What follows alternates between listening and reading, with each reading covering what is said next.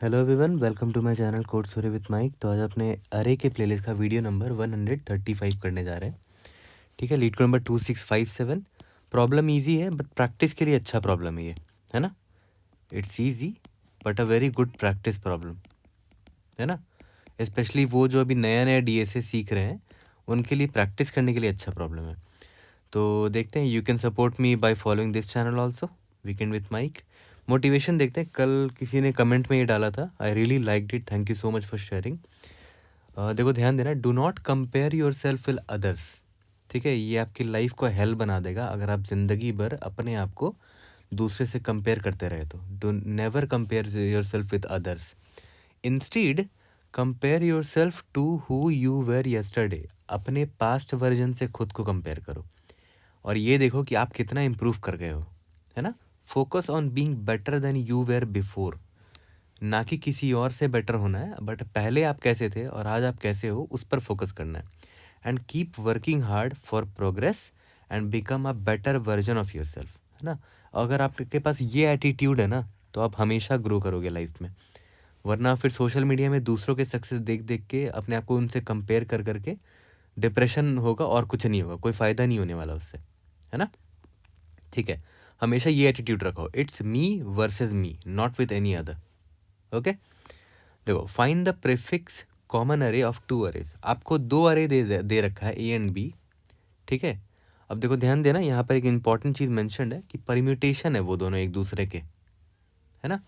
Of length N, दोनों का length N है और कंस्टेंट में दे रखा है कि ए आई और बी आई जो है, इसमें जो एलिमेंट्स होंगे ना वो 1 से लेकर एन तक ही होंगे। मतलब जो इनका साइज़ है, एन अगर उनका साइज़ है तो इसमें एलिमेंट्स भी 1 से लेकर एन तक ही होंगे। ठीक है, और ए आई बी आई दोनों एक दूसरे का परम्यूटेशन है। जैसे मान लेते हैं अगर एन 4 है, दोनों का साइज़ 4 है, तो ए में कुछ ऐसा हो सकता है 1 3 2 4, इसी का परम्यूटेशन बी में हो सकता है। मान लेते हैं ये आपका ए है,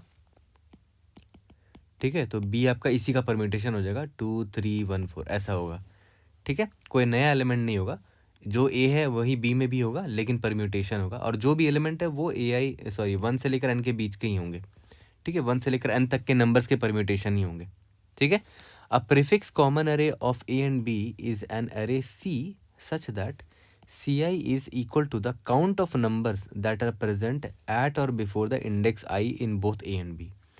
ठीक है, समझ में आ गया, नॉर्मल सा स्टेटमेंट है। अभी देखेंगे एग्जाम्पल से भी। Return the prefix common array of a and b, यहाँ पर बता दिया, a sequence of n integers is called a permutation if it contains all integers from 1 to n exactly once, है ना। ये इंपॉर्टेंट पार्ट है, एग्जैक्टली वन, सारे element एक ही बार है, डुप्लीकेट एलिमेंट नहीं आएगा। ओके, तो यहाँ पर देखते हैं, ए दे रखा है 1 3 2 4, बी दे रखा है 3 1 2 4। तो अगर मान लेते हैं आप इंडेक्स, ये इंडेक्स 0 है, इंडेक्स 1 है, इंडेक्स 2 है, इंडेक्स 3 है। इंडेक्स 0 तक में आप एक बात बताओ, इंडेक्स 0 तक में क्या ए और बी में कॉमन एलिमेंट दिख रहा है आपको? कॉमन प्रीफिक्स एलिमेंट नहीं दिख रहा है, क्योंकि इंडेक्स 0 तक में यहाँ पर 1 है और यहाँ पर 3 है, तो एक भी कॉमन एलिमेंट नहीं है दोनों में, तो इसीलिए यहाँ पर 0 लिखा है मैंने, है ना। ठीक है, फिर इंडेक्स 1 तक में देखते हैं। इंडेक्स 1 तक में अगर ध्यान दो, यहाँ पर 1 है, बी में भी 1 है, यहाँ पर 3 है और बी में भी 3 है। ठीक है, तो दो ऐसे एलिमेंट हैं जो कि कॉमन है दोनों में, इसीलिए यहाँ पर काउंट लिखा है कि दो कॉमन एलिमेंट है इंडेक्स नंबर 1 तक में। इंडेक्स नंबर 2 तक में कितने कॉमन एलिमेंट्स है ए और बी में, देख लेते हैं। 1 2 3 एलिमेंट्स कॉमन है, इसीलिए यहाँ पर देखो काउंट 3 है। इंडेक्स नंबर 3 तक में कितने एलिमेंट्स कॉमन है, देख लेते हैं। सारे एलिमेंट्स कॉमन है, 1 यहाँ पर, 1 यहाँ पर, 3 3 2 2 4 4, तो यहाँ पर आंसर 4 होगा। ठीक है, एक और एग्जांपल देखो, ये भी अच्छा एग्जांपल है। इंडेक्स 0 1 2 3, 0 1 2। इंडेक्स नंबर 0 तक में कितने कॉमन एलिमेंट है, 2 और 3 नहीं है कॉमन, 0 हो गया। इंडेक्स नंबर 1 तक में कितने कॉमन एलिमेंट है, देखो ध्यान दो, ये 2, यहाँ पर तो 2 नहीं है, 3 एक दिख गया मुझे, वो 3 यहाँ पर है ना। तो बस एक ही कॉमन एलिमेंट है, दैट इज़ 3, तो यहाँ पर काउंट 1 दिया हुआ है। इंडेक्स नंबर 2 तक में अगर ध्यान दो, सारे कॉमन एलिमेंट्स होंगे क्योंकि दोनों एक दूसरे का परम्यूटेशन ही तो है, तो 2 है, 2 है, 3 है, 3 है, 1 है, 1 है, तो यहाँ पर 3 होगा। ठीक है, ओके, देखते हैं थॉट प्रोसेस क्या है। सबसे पहले तो ब्रूट फोर्स ही लगाएंगे, है ना।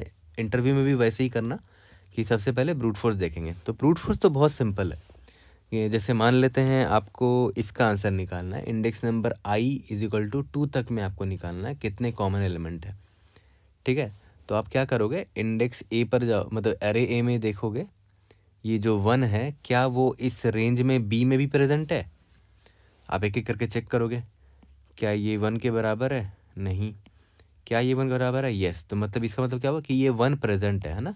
मत तो मुझे काउंट मिल जाएगा कि मुझे एक एलिमेंट कॉमन मिल गया है। फिर आप ए में दूसरे एलिमेंट पे गए, फिर आप फिर से चेक करोगे कि यहाँ 3 प्रेजेंट है, हाँ यहाँ प्रेजेंट है बी में, तो यहाँ पर 1 हो गया। फिर आप यहाँ पर 2 इधर आए, 2 एलिमेंट पर आए, तो फिर आपने देखा कि बी में यहाँ 2 है क्या इस रेंज में, यहाँ 2 नहीं है, ये भी 2 नहीं है, ये 2 है, तो एक और एलिमेंट कॉमन मिल गया। ठीक है, तो मुझे इंडेक्स आई तक के ही सारे एलिमेंट्स चेक करने थे, तो मुझे 3 कॉमन एलिमेंट दिखे हैं। तो यहाँ पर जो मेरा रिजल्ट अरे होगा, ठीक है, उसके इंडेक्स नंबर आई में 3 में डाल दूंगा यहाँ पर। ठीक है, सिमिलरली इंडेक्स नंबर जब मेरा आई यहाँ पर आएगा, ठीक है, तो फिर से मैं वही करूँगा, पहले इसको पकड़ूंगा, यहाँ देखूंगा कि इस रेंज तक में 1 है क्या, हाँ है। फिर इसको पकड़ूंगा, इस रेंज तक में 3 है, हाँ है। फिर इसको पकड़ूंगा, इस रेंज में 2 है क्या, हाँ है। इसको पकड़ूंगा, इस रेंज में 4 है कि नहीं, हाँ है। तो चारों एलिमेंट इक्वल दिख गए, तो यहाँ पर 4 होगा इसका आंसर, है ना। सिमिलरली अगर मान लेते आई यहाँ पर होता, तो आप इस पे 1 को पकड़ते, फिर इस रेंज में देखते यहाँ 1 है कि नहीं, फिर 3 को पकड़ते, फिर देखते इस रेंज में है कि नहीं, है ना। तो दोनों एलिमेंट मिल गए, तो इसीलिए इसका आंसर 2 था। ठीक है, अगर मान लेते हैं आई यहाँ पर होता, तो आप यहाँ पर 1 को पकड़ते, देखते हैं यहाँ पर 1 है कि नहीं इस रेंज में, नहीं है। बी में इंडेक्स आई तक में 1 मिला ही नहीं मुझे। ठीक है, तो ऑब्वियस सी बात है, एक ही एलिमेंट चेक करना था और वो मिला ही नहीं मुझे, तो यहाँ पर आंसर 0 होगा, काउंट 0 था यहाँ पर। यहाँ तक क्लियर है। तो ये हो गया ब्रूट फोर्स। और अगर आप नोटिस करो इसका कोड कैसे होगा वो समझो। मैंने क्या बोला कि इंडेक्स आई है वो एक एक करके हर जगह जाएगा। मान लेते हैं इंडेक्स आई आपका यहाँ पर आया, ठीक है, आपको इंडेक्स आई का आंसर निकालना है, तो इंडेक्स आई तक में जितने एलिमेंट्स आपको चेक करना पड़ेगा कॉमन है कि नहीं। पहले आपने 1 को पकड़ा और आपने फिर बी में ढूंढा उसको, फिर आपने 3 को पकड़ा, फिर उसको बी में ढूंढा। तो क्या कैसे लिख रहे हैं हम लोग कोड को वो देखो। एक तो इंडेक्स आई जो है उसके लिए फॉर लूप लिखना पड़ेगा, i is equal to 0, I is less than n, I plus plus. ठीक है, ये हो गया इंडेक्स आई। अब आपको क्या करना है, अरे ए में एक एक करके सारे एलिमेंट्स के पास जाना है इंडेक्स आई तक के। पहले इसको पकड़ना है अरे ए का, है ना। तो फॉर इंट ए में जाना है ना, यहाँ पर तो क्या लिख दूँ, ए आई कर दूँ, ए अंडरस्कोर आई नाम का वेरिएबल ले लेता हूँ कि, ठीक है, ए आई इज इक्वल टू 0, और ए अंडरस्कोर आई वाला जो इंडेक्स है वो कहाँ तक जाएगा, आई तक जाएगा, है ना। ये देखो यहाँ पर मैंने यहाँ पहले इसको पकड़ा था, उसके बाद फिर इसको पकड़ा, तो इंडेक्स आई तक जा रहा है वो इंडेक्स, है ना, A underscore i plus plus. ठीक है, ये क्लियर हो गया। तो ए आई को मान लेते हैं मैंने ये पकड़ा, मान लेते ये मेरा ए आई ए अंडरस्कोर आई वाला इंडेक्स है, ये मैंने 1 को पकड़ा। अब ये जो एलिमेंट है इसको मुझे ढूंढना है कि बी में प्रेजेंट है कि नहीं, है ना, इतने पार्ट में। ठीक है, तो मैं एक और फॉर लूप लिखना पड़ेगा। ठीक है, फॉर इंट एक इंडेक्स ले लेते हैं, b underscore i is equal to 0, b underscore i is less than equal to i तक में ही देखना है, b underscore i plus plus. ठीक है, यहाँ तक क्लियर है। जैसे ही आपको मिल गया, है ना, अरे बी में ढूंढे थे ना, b of b underscore i वाले इंडेक्स में अगर आपको मिल गया ए ऑफ ए अंडरस्कोर आई वाला एलिमेंट, ठीक है, तो आप यहाँ पर क्या करोगे, काउंट प्लस प्लस कर देना, है ना, और ब्रेक कर देना कि आपको ए अंडरस्कोर आई वाला एलिमेंट मिल चुका है। फिर ए अंडरस्कोर जब ब्रेक करोगे तो इस फॉर लूप से आप बाहर निकल जाओगे, फिर A underscore I next index पर जाएगा, मतलब वो फिर इस एलिमेंट पर जाएगा, ए अंडरस्कोर आई यहाँ पर आ जाएगा। फिर हम लोग क्या करेंगे, इस 3 को ढूंढेंगे कि इतने रेंज में 3 है कि नहीं, है ना, फिर काउंट बढ़ेगा मेरा। ठीक है, तो जैसे ही मेरा ये फॉर लूप ख़त्म होगा, है ना, तो मुझे काउंट मिल जाएगा कि इस पर्टिकुलर इंडेक्स में के लिए कितना काउंट निकल कर आया है ना। तो फिर यहाँ पर मैं क्या करूँगा, result of i will be equal to जितना भी काउंट निकल कर आया मेरे लिए, है ना। और यहाँ पर बाहर में काउंट इज इक्वल टू 0 नाम का एक वेरिएबल ले लेंगे। ओके, यहाँ तक क्लियर है? ठीक है, तो यहाँ पर टाइम कॉम्प्लेक्सिटी आप देखो ध्यान से, ओ ऑफ एन क्यूब है और स्पेस कॉम्प्लेक्सिटी ओ ऑफ 1 है। यहाँ तक क्लियर है? तो ये आपका ब्रूट फोर्स अप्रोच हो गया, है ना। साफ साफ दिख रहा है, काफ़ी सिंपल सा अप्रोच हमने लगाया है। जितना ब्रूट फोर्स पॉसिबल था उतना ब्रूट फोर्स लगा दिया इसमें हमने, है ना। जितना इटरेशन कर सकते थे आराम से इटरेशन किया सारा, है ना। हर इंडेक्स का आंसर निकालना था तो एक आई फॉर लूप लिया, ठीक है। और ए में उस एलिमेंट मतलब ए में उस इंडेक्स तक में एक एक एलिमेंट के पास गए और चेक किया कि यहाँ प्रेजेंट है कि नहीं, ठीक है। तो प्योर ब्रूट फोर्स है ये, और time complexity O of n cube है। बट हाँ, कंस्ट्रेंट छोटा है इसलिए ये भी एक्सेप्ट हो जाएगा आपका। बट देखते हैं हम इसमें और क्या बेटर कर सकते हैं और क्या इंप्रूव कर सकते हैं, है ना। सारे अप्रोच अभी देखते हैं, कोड सबका एक बार कर लेंगे, ठीक है। तो अब आते हैं नेक्स्ट अप्रोच। तो देखो अब थोड़े बेटर अप्रोच पर आते हैं। आप नोटिस करो आपका प्रीवियस अप्रोच जो था वो बहुत ज़्यादा स्लो था, है ना। एन क्यूब जा रहा था। उसमें प्रॉब्लम क्या थी कि जब भी आप किसी एलिमेंट को पकड़ते थे ना, जैसे मान लेते हैं इंडेक्स आई यहाँ पर है और आप इस एलिमेंट को पकड़ रहे हो, है ना, इस रेंज में आप देख रहे हो, है ना, इतने रेंज में का आप आंसर निकालना है, इंडेक्स आई का निकालना है। तो आपने 1 को जब पकड़ा तो आप क्या करते थे, एक एक करके जाके चेक करते थे बी में कि 1 प्रेजेंट है कि नहीं, है ना। तो मैं बोलता हूँ कि आप क्यों ना ये जानकारी स्टोर कर लेते पहले कि इतने रेंज में 1 प्रेजेंट है कि नहीं, पहले ही जानकारी स्टोर कर लेते कहीं पर, ठीक है। तो मैं क्या करूँगा, या तो आप सेट यूज़ कर सकते हो या तो कुछ भी यूज़ कर सकते हो, बहुत तरीके हैं स्टोर करने के। आपको बस इतना ही तो स्टोर करना है कि इतने रेंज में आपने 1 देखा है कि नहीं, ठीक है। तो हम लोग क्या करेंगे, जब भी हम किसी एलिमेंट को देखेंगे तो उसकी जानकारी स्टोर कर लेंगे कि हमने उस एलिमेंट को देखा है कि नहीं। तो मैं क्या करूँगा, मैं एक बूलियन अरे ले लूँगा, इज़ प्रेजेंट इन, मतलब वो ए में प्रेजेंट है कि नहीं, ठीक है। इज़, और एक और बूलियन अरे ले लूँगा, प्रेजेंट इन बी, ठीक है। इसका भी साइज़ एन ही होगा, ठीक है। मान लेते हैं एन कितना है, 4 है, तो इसका भी साइज़ 4 ही होगा। और स्टार्टिंग में सारे एलिमेंट्स को मैंने फॉल्स मार्क कर रखा है, ठीक है। सिमिलरली यहाँ पर भी फॉल्स मार्क कर रखा है, ठीक है। अब देखो ध्यान देना, जो एलिमेंट्स हैं वो 1 से लेकर n तक हो सकते हैं ना, तो मुझे एक ज़्यादा साइज़ का लेना पड़ेगा, ठीक है, ताकि मैं उन एलिमेंट्स को एज एन इंडेक्स यूज़ कर सकूँ यहाँ पर, है ना। 0 1 2 3 4, है ना। क्योंकि जो एलिमेंट्स होने वाले हैं वो 1 से लेकर n तक में होंगे, ठीक है। तो मुझे बस पता करना है कि, मान लेते हैं मुझे पता करना है कि 2 प्रेजेंट है कि नहीं बी में, तो मैं बी में 2 इंडेक्स पर जाऊँगा ना, ठीक है। सिमिलरली अगर मुझे पता करना होता कि 4 प्रेजेंट है कि नहीं बी में, तो बी के 4th इंडेक्स में मैं जाऊँगा, है ना। तो अगर यहाँ पर इसका साइज़ अगर n इज इक्वल टू 4 है, ठीक है, तो मैं यहाँ पर n+1 साइज़ का ले लूँगा, ठीक है। यहाँ तक क्लियर है? ओके। अब देखो अब थोड़ा सा सिंपल हो जाएगा, हमने ये जानकारी स्टोर कर ली ना। अब देखो मुझे हेल्प ज़रूर होगी फॉर श्योर। मान लेते हैं अभी इंडेक्स आई यहाँ पर है, मान लेते हैं अभी यहाँ पर है, इंडेक्स नंबर 0 पर हो आप, ठीक है। तो आपने देखा कि इंडेक्स नंबर 0 पर 1 है ए में, तो आपने इसको ट्रू मार्क कर दिया, ठीक है। और इंडेक्स नंबर 0 पर बी में 3 है ना, तो 3 को आपने ट्रू मार्क कर दिया कि बी में 3 प्रेजेंट है, इसको भी आपने ट्रू मार्क कर दिया। अब आप क्या करो, अब आप देखो कि कौन कौन कितने एलिमेंट्स हैं जो इंडेक्स नंबर जो अब तक आपको मिल चुके हैं दोनों में, कितने ऐसे एलिमेंट्स हैं जो आपको दोनों में मिल चुके हैं। तो आप इन दोनों में लूप लगा दो, इनमें देखो कि आपको कितने एलिमेंट्स अभी तक मिल चुके हैं। तो 0 तो छोड़ ही दो, 0 को इग्नोर करना है, 0 तो होगा भी नहीं हमारे अरे में। आपने देखा कि क्या 1 दोनों में प्रेजेंट है, नहीं, सिर्फ ए में प्रेजेंट है, बी में प्रेजेंट नहीं है, ठीक है। क्या 2 दोनों में प्रेजेंट है, नहीं, ये तो दोनों में फॉल्स है। क्या 3 दोनों में प्रेजेंट है, नहीं। क्या 4 दोनों में प्रेजेंट है, नहीं। तो अभी तक कोई भी ऐसा एलिमेंट नहीं मिला है टिल इंडेक्स आई जो दोनों में प्रेजेंट हो, ठीक है। तो काउंट हमारा क्या होगा, 0 होगा। तो इसका आंसर क्या हो गया, इंडेक्स नंबर 0 का आंसर हो गया result of I is equal to 0 हो गया, क्योंकि मुझे कोई भी इक्वल नहीं दिखा, ठीक है। अब मेरा इंडेक्स आई यहाँ पर आया, इंडेक्स 1 पर आया, ठीक है। तो ए में मुझे 3 दिखा, तो ए में मैं जाऊँगा और यहाँ पर 3 में ट्रू मार्क कर दूँगा। 3 में मैं देखो यहाँ ट्रू मार्क कर दिया मैंने। और बी में मुझे 1 दिखा है, तो यहाँ बी वाले में मैं जाऊँगा और यहाँ पर ट्रू मार्क कर दूँगा, ठीक है, ओके। अब मैं फिर से वही करूँगा, मैं देखूँगा कि कौन कौन से एलिमेंट है जो दोनों में प्रेजेंट हो चुके हैं अब तक।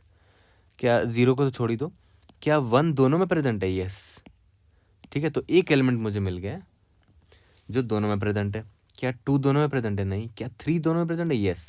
तो मुझे एक और एलिमेंट मिल गया है जो अब तक में दोनों में प्रेजेंट है, तो काउंट 2 हो गया। क्या 4 दोनों में प्रेजेंट है? नहीं। तो काउंट देखो तो 2 हो गया। इसका मतलब क्या हुआ कि इंडेक्स नंबर आई तक में, आई का वैल्यू 1 है अभी, इंडेक्स नंबर 1 तक में 2 एलिमेंट ऐसे हैं जो दोनों में प्रेजेंट है, ठीक है। वो कौन थे? 1 और 3 थे, ये रहा, है ना, ठीक है। उसके बाद आई मेरा जब यहाँ पर आया तो मैंने देखा कि यहाँ पर ए में 2 है, तो यहाँ पर इस प्रेजेंट ए वाले में मैं गया, इसमें 2 को ट्रू मार्क कर दिया।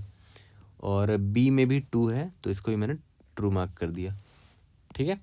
अब देखो ध्यान दो, फिर से मैं इस पर इटरेट मारूंगा दोनों में, और मैं देखूंगा कौन है जो दोनों में प्रेजेंट है। जैसे 1 देखो दोनों में प्रेजेंट है, काउंट 1 कर दिया। 2 देखो दोनों में प्रेजेंट है, काउंट 1 कर दिया। 3 देखो दोनों में प्रेजेंट है, काउंट 1 कर दिया। कितना आंसर आ गया? 3 आ गया। तो यहाँ पे मैंने 3 डाल दिया कि इंडेक्स नंबर 2 तक में 3 एलिमेंट्स है जो दोनों में प्रेजेंट है ना, ठीक है। फिर आई मेरा जब यहाँ पर आया इंडेक्स नंबर 3 में, तो मुझे यहाँ 4 दिखा, इधर भी 4 दिखा। तो ए में भी मैं इसको ट्रू मार्क कर देता हूँ, इसमें भी इसको ट्रू मार्क कर देता हूँ, ठीक है। फिर से मैं इन दोनों पे इटरेट करूँगा, देखो कितने कौन कौन से एलिमेंट्स हैं दोनों में आए। 1 भी दोनों में आया है, 2 भी दोनों में आया है, 3 भी दोनों में आया है, 4 भी दोनों में आया है। टोटल 4 एलिमेंट्स है जो दोनों में आए हैं। तो यहाँ पर क्या होगा, इंडेक्स नंबर 3 तक में चारों एलिमेंट दोनों में आए हैं। तो आपका आंसर देखो यही था, 0 2 3 4। देख लेते हैं, यही आंसर था, है ना, ठीक है। तो ये भी अप्रोच काफ़ी मतलब ये बेटर है ऑब्वियसली, क्योंकि अगर आप नोटिस करो तो इसका अगर आप कोड देखोगे तो for int I is equal to 0, i less than n, I plus plus. जैसे ही मैं ith इंडेक्स पे आता था, मैं देखता था कि ए में कौन सा एलिमेंट है, ठीक है। तो इज प्रेजेंट वाला जो अरे था उसमें ए ऑफ आई में जाता था और उसको ट्रू मार्क कर देता था कि भाई ये एलिमेंट मुझे मिल गया। Similarly is present in b, है ना, और बी ऑफ आई वाले इंडेक्स में जाता था और इसको ट्रू मार्क कर देता था, ठीक है। उसके बाद यहाँ एक इम्पॉर्टेंट चीज़ करते थे, फॉर लूप लगाते थे, किसमें, int I is equal to 1 से लेकर i less than equal to n तक आई प्लस प्लस, और देखते थे कौन कौन से एलिमेंट है जो दोनों में प्रेजेंट है।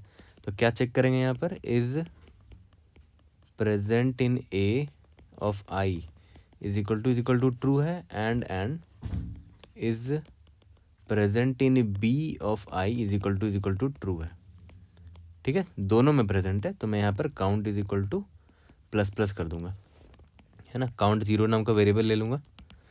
तो मुझे पता चल गया कि इंडेक्स आई तक में मुझे कितने एलिमेंट्स अभी तक ट्रू मिल गए हैं दोनों में, ठीक है।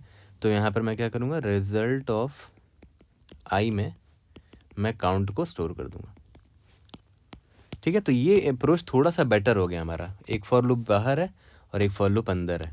तो टाइम कॉम्प्लेक्सिटी कितना हो जाएगा, दोनों n साइज का फॉर लूप है, O ऑफ n स्क्वायर हो गया, है ना, टाइम कॉम्प्लेक्सिटी। और ध्यान देना, ये जो फॉर लूप है इसमें मैं i इज इक्वल टू 1 से क्यों स्टार्ट कर रहा हूँ, क्योंकि इसका जो इंडेक्स है, जो इज प्रेजेंट का जो इंडेक्स है वो एलिमेंट को रिप्रेजेंट करता है। जैसे ये एलिमेंट नंबर 1 को रिप्रेजेंट कर रहा है, 2 को रिप्रेजेंट कर रहा है, ठीक है। तो 0 का कोई पॉइंट ही नहीं, क्योंकि हमारे अरे में 0 होगा ही नहीं, है ना। तो इंडेक्स 1 से मैंने इसीलिए यहाँ पर स्टार्ट किया। तो O ऑफ n स्क्वायर दिख रहा है आपको साफ साफ, time complexity, space complexity O of n हो गया, क्योंकि आपने देखो इज प्रेजेंट ए और इज प्रेजेंट बी नाम का अरे लिया है ना, बूलियन अरे लिया है, ठीक है। तो थोड़ा सा बेटर हो गया अप्रोच, लेकिन आपको एक एक्स्ट्रा स्पेस लेना पड़ा।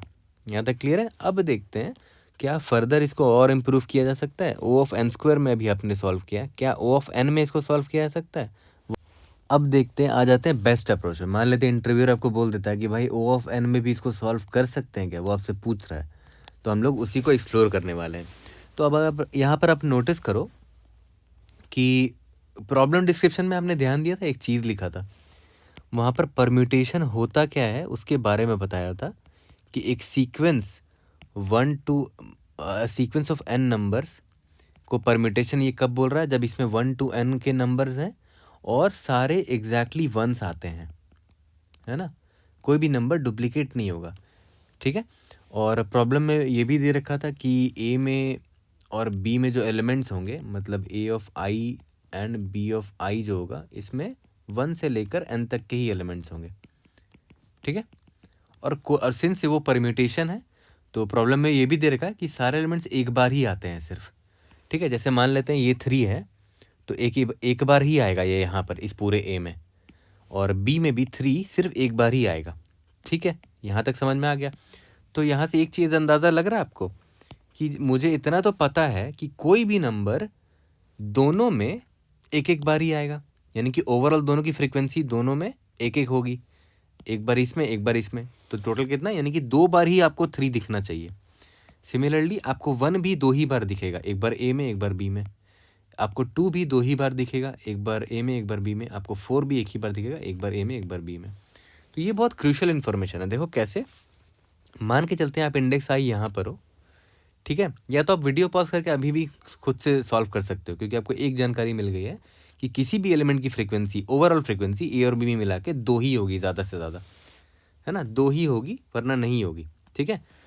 तो अब देखो, जैसे मान लेते हैं इंडेक्स आई अब 0 पर हो, इंडेक्स आई पर हो, है ना, आप इतने तक में अभी ट्रैवल किया आपने, तो आपको 1 दिखा, ठीक है। तो आपने एक मैप मान लेते हैं ले लिया, ठीक है, उसमें आपने स्टोर कर रखा है हर नंबर का फ्रीक्वेंसी। तो आपको 1 दिखा, कितनी बार दिखा, 1 एक ही बार दिखा अभी तक, ठीक है। और आपको बी में 3 दिखा ना, तो मैप में आपने 3 को डाल दिया कि 3 भी आपको एक ही बार दिखा है, ठीक है। तो एक बार दिखा है मतलब अभी तक कुछ भी कॉमन नहीं मिला है आपको ए और बी में, क्योंकि यहाँ पर 1 था और यहाँ पर 3 था, तो 1 भी एक ही बार दिखा, 3 भी एक ही बार दिखा है, मतलब दोनों में एक एक बार ही अभी आपको दिखा है, ठीक है। अब जब मेरा आई आगे बढ़ा, ठीक है, आई मान लेते हैं इंडेक्स नंबर 1 पर आया, तो ए पे 3 दिखा मुझे, तो 3 का फ्रीक्वेंसी जैसे ही 2 हुआ, तो पता है इसका मतलब क्या हुआ, 2 का मतलब क्या हुआ, 2 फ्रीक्वेंसी का मतलब क्या हुआ कि एक बार तो यहाँ पर प्रेजेंट होगा क्योंकि अभी आपको ए में दिखा है, और दूसरा फ्रीक्वेंसी कहाँ पर, पक्का बी में होगा, क्योंकि 3 यहाँ पर नहीं हो सकता ए में। मैंने आपको बताया ना कि यहाँ पर कोई भी एलिमेंट डुप्लीकेट नहीं होगा, एग्जैक्टली 1 ही आएगा इस पूरे अरे में। तो इसकी फ्रीक्वेंसी 2 हो गई, मतलब एक बार यहाँ प्रेजेंट होगा और एक बार बी में कहीं पर प्रेजेंट होगा, ठीक है। तो आप यहाँ पर काउंट बढ़ा सकते हो कि अच्छा मुझे एक ऐसा नंबर मिल गया जो दोनों में प्रेजेंट है, मतलब जिसकी फ्रीक्वेंसी 2 हो चुकी है, ठीक है। तो काउंट मैंने 1 कर दिया कि एक नंबर ऐसा मिल गया, ठीक है, ओके। फिर यहाँ पर मैंने देखा कि बी में ये 1 है, तो मैंने 1 की फ्रीक्वेंसी जैसे ही बढ़ाई मैप में, मैंने देखा अच्छा इसकी भी फ्रीक्वेंसी 2 हो चुकी है। इसका मतलब क्या हुआ कि बी में अभी मुझे 1 तो दिखा ही है, ठीक है, बट इसकी फ्रीक्वेंसी 2 है, मतलब पक्का दूसरा 1 ना ए में प्रेजेंट होगा, अब तक जो मैंने देख रखा है यहाँ पर कहीं पर तो प्रेजेंट होगा। इसका मतलब क्या हुआ कि मुझे एक और नंबर मिल चुका है जिसकी फ्रीक्वेंसी 2 है ना, जो दोनों में आया है अब तक में इतने रेंज में। तो आप ये आराम से नहीं कह सकते कि इंडेक्स नंबर 1 तक में आपको 2 ऐसे एलिमेंट दिख गए हैं जो कॉमन है दोनों में, है ना।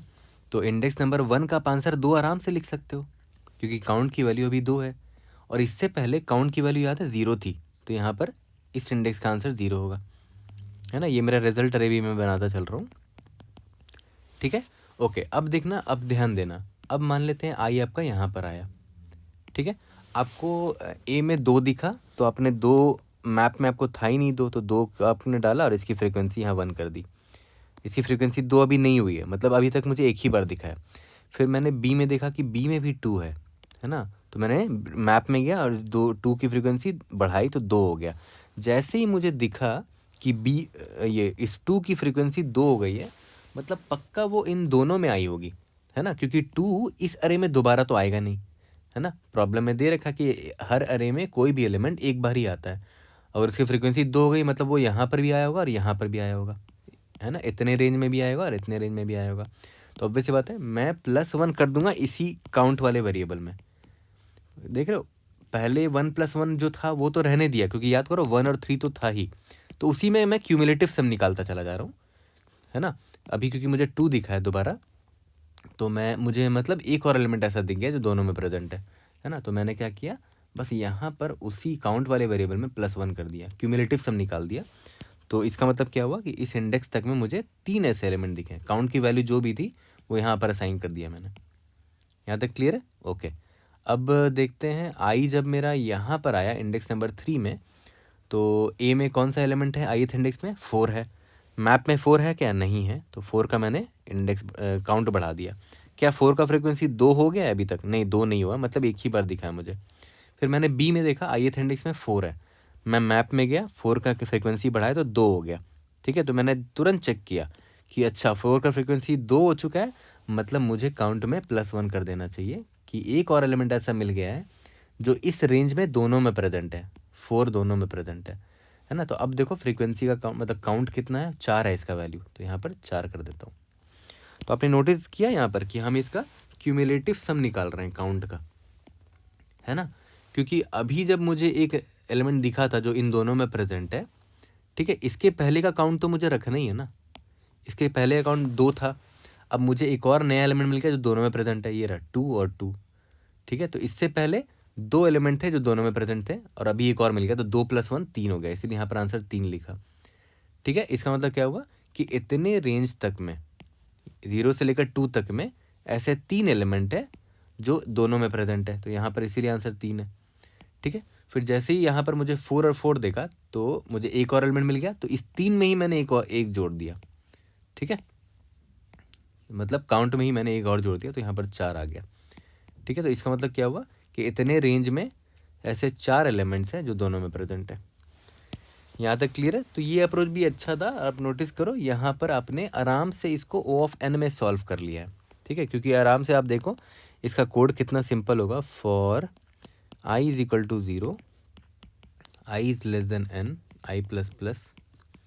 ठीक है, अब आप सबसे पहले आप ये क्या करोगे, मैप में आप मैप लोगे एक, उसमें a(i) का फ्रीक्वेंसी को प्लस कर दोगे।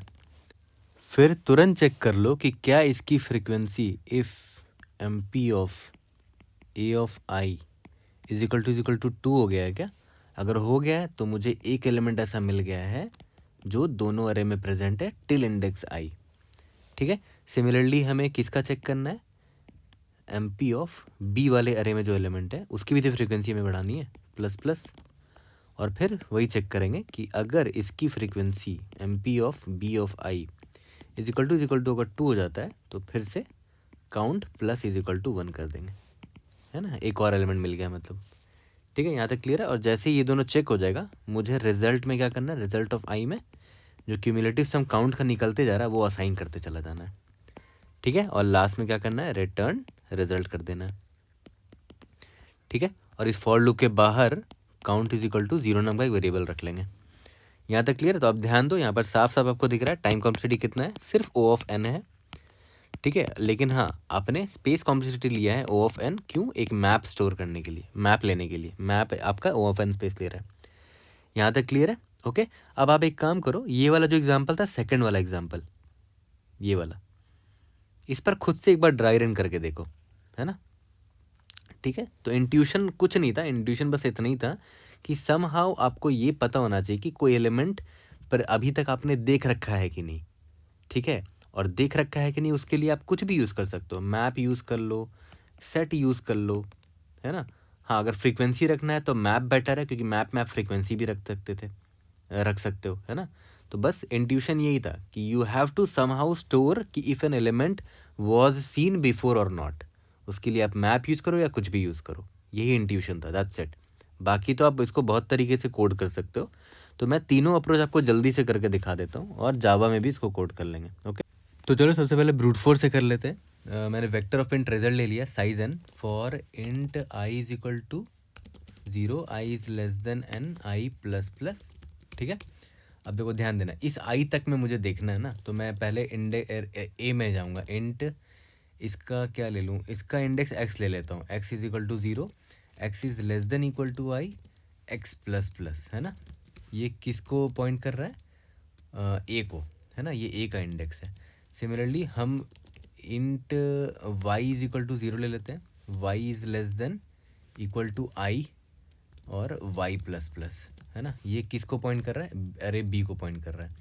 तो मुझे इतना देखना है कि find if we have a of x in b और नॉट, है ना, टिल इंडेक्स आई।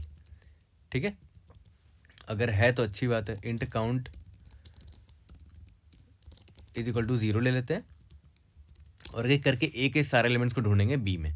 ठीक है, जैसे ही मुझे बी में मिल गया, if b of y is equal to a of index x हो गया, तो काउंट को प्लस प्लस करेंगे और यहाँ पर ब्रेक कर देंगे कि ए का अब नेक्स्ट एलिमेंट को मुझे ढूंढना है। तो फॉर लूप बाहर वाले फॉर लूप में आ जाएंगे, फिर एक्स प्लस प्लस होगा तो नेक्स्ट एलिमेंट को बी में ढूंढेंगे एंड सो ऑन। तो काउंट जैसे ही पॉपुलेट हो जाएगा तो रिजल्ट ऑफ आई में मैं काउंट को यहाँ पर डाल दूंगा, लास्ट में रिटर्न रिजल्ट कर देते हैं। ठीक है, रन करके देखते हैं। पहले सी प्लस प्लस में तीनों कोड कर लेते हैं, उसके बाद जावा में भी आपको कोड करके दिखा दूंगा तीनों अप्रोचेस। ठीक है, let's see, we should be able to pass all the test cases. Y 0, y less than equal to i, y plus plus. क्या गड़बड़ है, अच्छा let's see, less than equal to i मैंने गलत लिख दिया था। कंस्ट्रेंट छोटा है तो ओ ऑफ एन क्यूब भी एक्सेप्ट हो जाना चाहिए, है ना। एक्सेप्ट हो गया, सबमिट करके देखते हैं। सारे टेस्ट केसेस पास हो जाने चाहिए। उसके बाद इसके अप्रोच टू यानी कि बेटर अप्रोच में आएंगे, जिसमें हमने ओ ऑफ एन स्क्वायर से सॉल्व किया था इसको।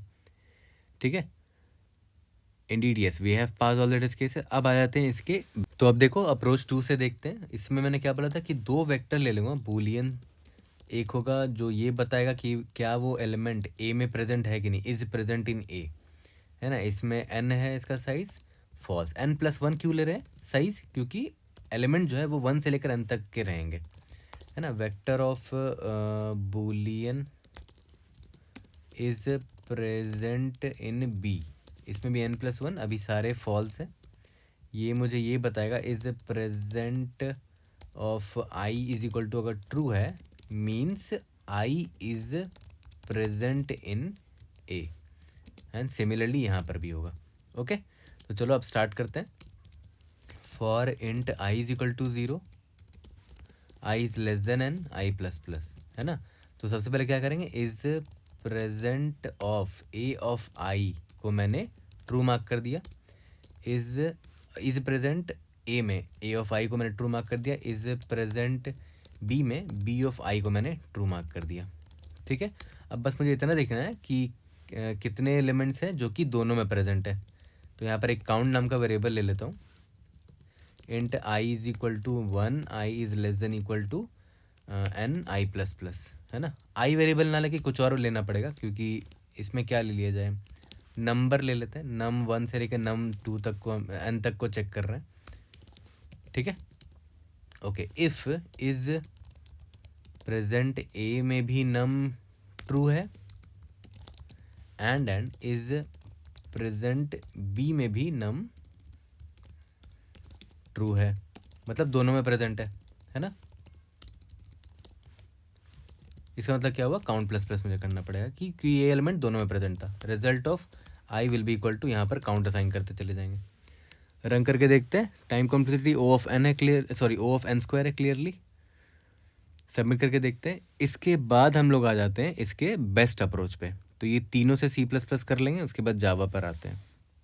तो चलो फाइनल ऑप्टिमल अप्रोच पर आ जाते हैं। वेक्टर ऑफ इंट रिजल्ट ले लिया मैंने, और यहाँ पर बस मुझे क्या लेना था, अनऑर्डर्ड मैप लेना था, इंट कॉमा इंट, जो कि हर एलिमेंट की फ्रीक्वेंसी स्टोर करेगा। ठीक है, ओके। तो सबसे पहले क्या करूँगा, m P of A of i का फ्रीक्वेंसी मैंने प्लस प्लस कर दिया, और यहाँ चेक कर लिया कि if m P of A of i, ठीक है, सॉरी यहाँ पर 2 बार एम पी इफ़ क्यों लिख दिया मैंने। ठीक है, ये अगर इज इक्वल टू 2 हो जाता है, इसका मतलब क्या हुआ कि काउंट मेरा प्लस प्लस हो जाएगा, मुझे एक एलिमेंट ऐसा मिल गया। Int count is equal to 0 नाम का एक वेरिएबल ले लेते हैं। सेम काम मुझे किसके लिए करना है, बी में जो उस इंडेक्स पे एलिमेंट है ना। तो यहाँ पर बस यहाँ पर बी से रिप्लेस कर देते हैं, यहाँ पर भी बी से रिप्लेस कर देते हैं। ठीक है, और यहाँ पर रिजल्ट ऑफ आई में क्यूमुलेटिव काउंट की वैल्यू स्टोर करते चले जाएंगे। ठीक है, सबमिट करके देखते हैं। We should be able to pass all the test cases. Indeed yes. अब जल्दी से तीनों अप्रोच को जावा में मैं आपको दिखा देता हूँ करके। तो चलो जल्दी जल्दी जावा से हम लोग तीनों अप्रोच कर लेते हैं। मैंने रिजल्ट ये सब डिफाइन कर दिया है। For int I is equal to 0, I is less than n, I plus plus, ठीक है। Int count is equal to 0, for a पर इटरेट करने के लिए एक्स वेरिएबल लिया था मैंने, x is less than equal to i, x plus plus, ठीक है। और बी पर इटरेट करने के लिए मैंने लिया था int of y is equal to 0, y is less than equal to i, y plus plus, ठीक है। ओके, जैसे ही मुझे पता चला कि बी ऑफ वाई जो है वो एग्जैक्टली ए ऑफ एक्स के बराबर है, मतलब ए ऑफ एक्स मुझे मिल चुका है बी ऑफ वाई में, तो मैं काउंट ऑफ प्लस प्लस कर दूंगा और ब्रेक कर दूंगा कि ए का नेक्स्ट एलिमेंट पर अब चलते हैं, ठीक है। यहाँ पर रिजल्ट ऑफ आई में मैं यहाँ पर काउंट असाइन कर दूंगा और लास्ट में रिटर्न काउंट कर दूंगा, ठीक है। सबमिट करके देखते हैं। इसके बाद हम लोग आ जाएंगे नेक्स्ट अप्रोच पे। रिटर्न काउंट, अच्छा सॉरी, रिटर्न रिजल्ट करना था हमें। लेट्स सी, ये हो गया मेरा एन क्यूब वाला सोल्यूशन। ओके, एक्सेप्ट हो गया। अब आ जाते हैं अपने एन स्क्वायर वाले सोल्यूशन पे। देखो, is present A is present B boolean अरे मैंने पहले ही ले लिया है। For int I is equal to 0, I is less than n, I plus plus, ठीक है। इज प्रेजेंट ए ऑफ आई को मैंने ट्रू मार्क कर दिया। इज प्रेजेंट बी ऑफ आई को मैं यहाँ पर ट्रू मार्क कर देता हूँ, ठीक है। उसके बाद बस मुझे फॉर लूप लगाना है। Int num is equal to 1, num is less than equal to n, num plus plus. देखना है कौन कौन से एलिमेंट दोनों में प्रेजेंट है कि if is present A of num is equal to अगर ट्रू हुआ, and is present B of same num is equal to true हो गया। इसका मतलब क्या हुआ, काउंट प्लस प्लस करेंगे, है ना, एक एलिमेंट मिल गया। Int count is equal to 0 ले लिया यहाँ पर, और जब बाहर निकलेंगे तो यहाँ पर result of I is equal to count assign कर देंगे। यहाँ लास्ट में रिटर्न रिजल्ट कर देंगे। सबमिट करके देखते हैं। We should be able to pass all the test cases. Indeed yes. अब आ जाते हैं अपने लास्ट अप्रोच पे, ठीक है। यहाँ पर देखो, हैश मैप हमने पहले ही ले लिया है, एक काउंट नाम का वेरिएबल लिया था, ठीक है। For int I is equal to 0, I is less than n, I plus plus, एक एक करके सारे इंडेक्स में जा रहे हैं। और देखो, मैप में पुट कर रहे हैं, तो m p dot put a of i, ठीक है। अगर नहीं है तो ए ऑफ आई डल जाएगा विथ फ्रिक्वेंसी 1, या फिर अगर है ऑलरेडी तो m p dot get or default, ठीक है, ए ऑफ आई कॉमा 0, ठीक है, प्लस 1। देखो ये पता है करता क्या है, सी प्लस प्लस में याद है हम लोग ये करते थे ना, M P of A of I plus plus करते थे। तो अगर ए ऑफ आई नहीं होता था तो इसको इंसर्ट कर देता था और उसकी फ्रीक्वेंसी 1 कर देता था, और अगर होता था तो उसमें सिर्फ +1 ऐड कर देता था। तो देखो यहाँ पर वही कर रहा है ये, अगर नहीं है तो इंसर्ट कर देगा और उसमें फिर +1 कर देगा, अगर है तो ठीक है, फ्रीक्वेंसी बढ़ जाएगी उसकी। और यहाँ बस मुझे ये चेक करना है, m p dot get of A of i, अगर ये मेरा इक्वल टू 2 है तो काउंट ऑफ प्लस प्लस करेंगे, ठीक है। सेम काम मुझे किसके लिए करना है,